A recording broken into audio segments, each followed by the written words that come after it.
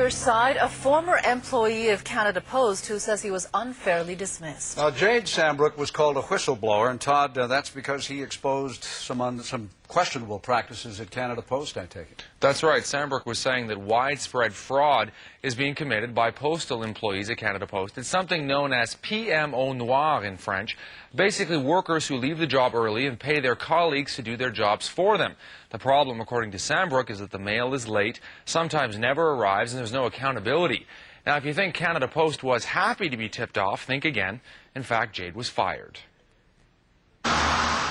This is a street Jade Sambrook knows well. 5 days a week, he delivered thousands of letters to thousands of people here. But that ended when Jade was fired by Canada Post. He says all he did was tell the truth. Well, it's a matter of principle. It's a matter of standing up for what's right. Jade went public about what he calls a scam by mail carriers.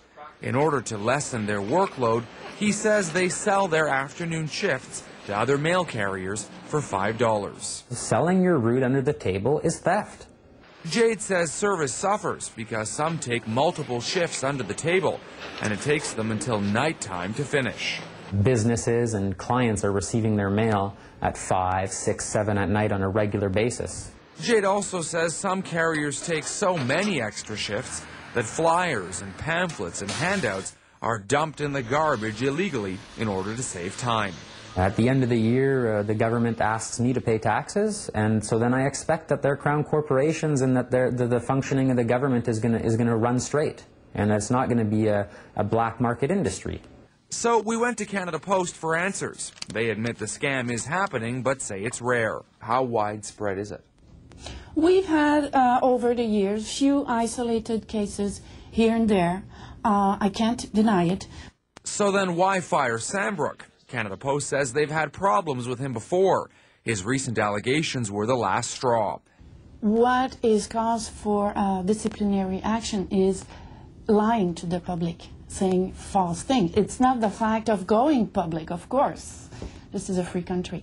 Prior to May 2003, I had a A1 clean employee file with even reference letters and whatnot on it. But Jade says the problems only started once he began speaking out. And he isn't alone.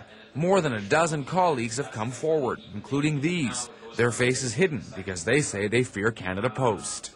Are you investigating what's going on at that postal station or some other ones? I'm not aware of any investigation. They just choose to play ostrich and turn a blind eye to the whole practice. Should Canadians still have confidence in Canada Post? Of course. There's no doubt. Without a doubt. Without a doubt. In the end, it's one of two possibilities. Jade is lying or Canada Post is covering up. And if Jade is lying, it's cost him his career. If Canada Post is covering up, then they fired an innocent man simply because he blew the whistle. Now, at this point, both sides are in mediation, so Sambrook could eventually be rehired. Canada Post reluctant to talk about this story, though. They say the whole process is damaging to their reputation. Meantime, Sambrook does have a lawyer who he's talking to vis-a-vis a wrongful dismissal lawsuit against the Crown Corporation. So clearly this story is not going to go away. And as for On Your Side, we're back on Monday. See you then. That's right. Thanks, Todd.